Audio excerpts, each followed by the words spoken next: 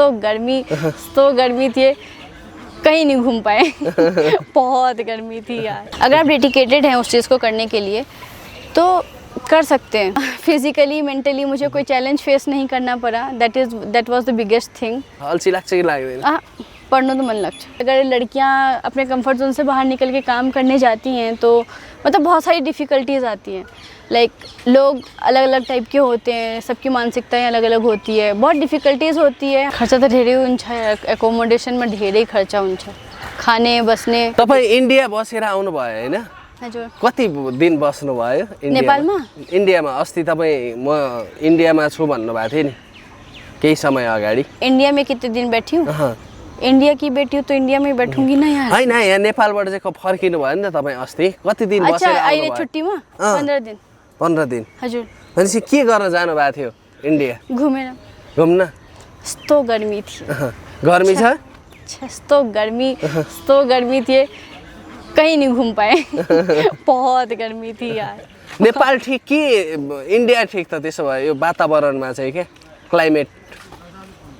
Like वातावरण में तो नेपाल ठीक है। नेपाल ठीक। मतलब यहाँ पे ठंडी पड़ जाती है तो ठीक है, ठंडी रहती है तो अच्छा है वेदर, नो डाउट। लेकिन इस बार थोड़ी सी गर्मी पड़ी थी यहाँ पे भी काफ़ी। लेकिन एज अ होल अगर बोला जाए तो हाँ, यहाँ का वेदर बहुत प्लीजिंग है, बहुत अच्छा है। लेकिन जैसा अगर हमारे दिल्ली में होता तो हमारे दिल्ली में बहुत गर्मी पड़ती है। तपाईले कहिले सोच्नु भएको थियो यति छोटो समय तपाईलाई यति धेरै नेपालीहरूले माया गरेको? कभी नहीं सोचा था। मैं आज भी उन दीदी को बहुत शुक्रिया करती हूँ जिन्होंने मतलब सिर्फ उन्होंने एक इंटरेक्शन के लिए वो वीडियो बना लिया था। वो पता नहीं, शायद वो कहते हैं ना कि किस्मत हर किसी को चांस देती है वाला, शायद वो वही था। तो उनके उस वीडियो से इतना कुछ मतलब लोगों से इंटरेक्शन हो रहा था, लेकिन वो जो 10 के साथ हो रहा था वो सीधे 100 के साथ हो गया। तो वो मैं अपने आप को बहुत किस्मत वाली मानती हूँ कि आज इतने लोगों से कांटेक्ट है, इतने लोग मुझे जानते हैं, इतने लोग मतलब बहुत इतना प्यार देते हैं यहाँ पे। तो मतलब ऐसा कुछ होता है ना क्या कि जनरली अगर लड़कियाँ अपने कंफर्ट जोन से बाहर निकल के काम करने जाती हैं तो मतलब बहुत सारी डिफ़िकल्टीज़ आती हैं। लाइक लोग अलग अलग टाइप के होते हैं, सबकी मानसिकताएं अलग अलग होती है, बहुत डिफ़िकल्टीज़ होती है हर लेवल पे, चाहे उनके फिज़िकल अपीयरेंस को लेके, चाहे थॉट्स को लेके, बहुत सारी चीज़ें होती है। लेकिन बाय गॉड्स ग्रेस ऐसा फिज़िकली मेंटली मुझे कोई चैलेंज फेस नहीं करना पड़ा। That was the biggest thing, जिसकी वजह से लाइक मुझे बहुत अच्छा लगा और जिसकी वजह से मेरे लिए जर्नी बहुत आसान रही है। और बहुत ही कम टाइम में लाइक इतना अचीव कर पाना, ये सच में इस देश का प्यार है, ऊपर वाले का आशीर्वाद है, इसमें मेरा रोल नहीं है। मैंने तो सिर्फ एक बात सोची थी कि ठीक है आऊँगी, सुबह आके तो 2-4 घंटे कुछ पार्ट टाइम जॉब कर लूँगी, घर चली जाऊँगी, दैट्स इट। मेरा और कोई थॉट नहीं था। लेकिन इस देश ने यहाँ तक पहुँचाया है, आई एम वेरी थैंकफुल। क्या कहूँ, नहीं है शब्द मेरे पास। अनि के छ उता इन्डियामा चाहिँ को हुनुहुन्छ तपाईको फ्यामिलीमा चाहिँ? मेरो फ्यामिलीमा मम्मी पापा 2 भाइ दादीमा। मम्मी पापा 2 भाइ। के भन्नुहुन्छ दाजुभाइहरूले चाहिँ तपाईँलाई कतिको सपोर्ट गर्नुहुन्छ? गाली गर्छ यार मलाई।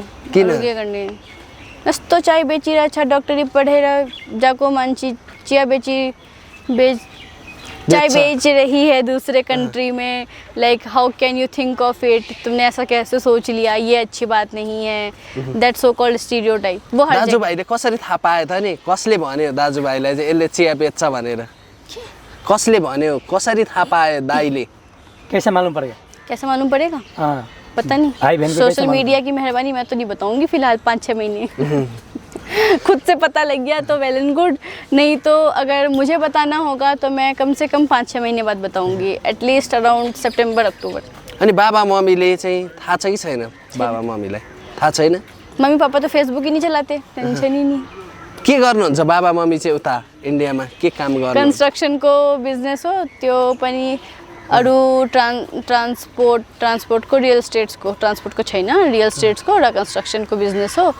अरू दुनु भाइ मेरो 2टा भाइ पनि बिजनेस गरिरहेको छु। म हामीसँगै बिजनेस गरेर नेपाल नजाऊ भन्नु भएन पहिला? सुरुमा नेपाल नजाऊ पढ्न, यहीँ बिजनेस गर, यहीँ पढ भनेर भन्नु भएन मम्मी बाबाले? लाइक पहले तो नीट वगैरह दिया था तो कोशिश यही की गई थी कि इंडिया में मिल जाए, मतलब दिल्ली में ही मिल जाए, कोशिश तो की।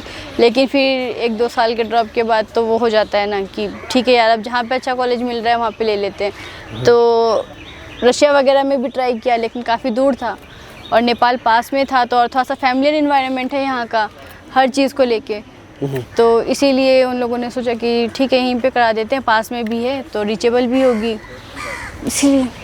भनेपछि के छ, बाबा मम्मीले फोन गर्नुहुन्छ तपाईँलाई? फोन गर्नुहुन्छ बाबा गर्नुहुन्छ नि 8 बजे पछि गर्नुहुन्छ फोन, 8, 8:30, 9 बजे। अरू त्यसपछि दिनमा 1-2 बजे, शाममा, फेरि रातमा, यो टाइममा त कल आएको छैन। के भन्नुहुन्छ मम्मी बाबाले? सपोर्ट गर्नुहुन्छ, सम्झाउनुहुन्छ होला नि है? अब ठीक है, अब अगर कुछ अच्छा अमाउंट जमा हो गया तो समझा लेंगे कि देखो इतना जमा कर लिया है। अब 5-10 हज़ार रुपये तो पेरेंट्स भी नहीं मानेंगे ना, बोलेंगे कौन सा तीर मार ले रख 5-10 हज़ार रुपये, नहीं जाएगी काम, वो होता है ना। अनि यो चिया बेचेको पैसाले चाहिँ के छ, तपाईँको एजुकेसनमा चाहिँ सपोर्ट भएको छ कि छैन? पढाइमा छैन? लाइक मुझे एजुकेशन के लिए जो भी मेरा एक्सपेंस होता है वो घर से आ जाता है, तो उसका टेंशन नहीं है। मतलब मुझे पर्सनली कोई बिज़नेस करना था लेकिन ये नहीं पता था कि बिज़नेस चल जाएगा और अच्छे से चल जाएगा, तो बस करना था और हो गया, कृपा है ऊपर वाले। के चाहिँ एमबीबीएस पढ्नको लागि चाहिँ कतिको महँगो रहेछ, एक्सपेन्सिभ के हुन्छ, कतिको खर्च हुँदो रहेछ, कति खर्च हुँदो रहेछ? खर्चा त धेरै हुन्छ, एकोमोडेसनमा धेरै खर्चा हुन्छ, खाने बस्ने बढी महँगो, बढी महँगो, टाउ दुख्छ। भनेपछि पढाइमा चाहिँ कति खर्च हुन्छ इयरली? इयरली पढाइमा चाहिँ कति हुन्छ? इयरली पढाइमा फीहरू तिर्न पर्छ होला हैन? कति धेरै हुन्छ यार, थाहा छैन, अब काउन्टिङमा त छैन, धेरै हुन्छ। हो है। भनेपछि के छ, तपाईँ चाहिँ कुन विषय अहिले पढ्दै हुनुहुन्छ एमबीबीएसमा? एमबीबीएसमा सबै विषयको पढाइ हुन्छ कि अहिले जनरल हुन्छ एमबीबीएसमा। स्पेशलाइजेशन लाइक आप जब स्पेशलाइजेशन में जाते हैं तब आपको इस कोई स्पेसिफिक कोर्स चुनना होता है। अभी तो आपको सारे कोर्सेज पढ़ाए जाते हैं, मतलब सब कुछ पढ़ाया जाता है। के छ पढाइ चाहिँ तपाईँको कस्तो छ? राम्रो छ? ठीक ठीक ठिकै? ट्यालेन्ट हैन तपाईँ? ट्यालेन्ट हैन? लाइक वो कहेंगे कि एभरेज स्टुडेन्ट हो कि तपाईँ? Average student. एभरेज भनेपछि के छ, कतिको पढ्न मन लाग्छ? अल्छी लाग्छ कि लाग्दैन? पढ्न त मन लाग्छ। पढ्न मन लाग्छ भनेपछि के छ, अब फ्युचरमा गएर तपाईँ डक्टरै बन्ने हो? हजुर। कुन सम्बन्धी डक्टर बन्नुहुन्छ तपाईँ? अहिले विचार गर्छु कुनमा जाने, कार्डियोमा जाने कि न्युरोमा जाने, अलि कन्फ्युज छ, 50-50 छ के मेरो माइन्ड त्योमा। अनि फेरि उतै इन्डियामै गएर फेरि डक्टर बनेर बस्ने होला? नेपालमा बस्ने कि नबस्ने पछि? यो तो था छैन यार, लाइक मतलब अभी इस बारे में कुछ नहीं सोचा है। कुछ चीज़ें होती है ना कि वो प्रीडेस्टिन्ड होती है, आप उसमें कुछ नहीं कर सकते। अगर यहीं रह के करना होगा तो यहीं होगा, वहाँ जाके करना होगा तो वहीं होगा। तो उसके लिए भी ऐसा कुछ सोचा नहीं है, लेकिन हाँ भी सिर्फ इतना सोचा है कि एमबीबीएस हो जाए अच्छे से, सारा कुछ निकल जाए तो उसके बाद देखते हैं। नेपालमा चाहिँ के छ, काम पाउनको लागि कतिको सजिलो हुँदो रहेछ? के छ काम? लाइक मुझे लगता है कि काम करना आसान है यहाँ पे। लाइक ऐसा नहीं है जैसे कि इंडिया में है कि आप कोई भी छोटे से छोटा, बड़े से बड़ा काम कर सकते हैं, वो चीज़ नेपाल में भी है।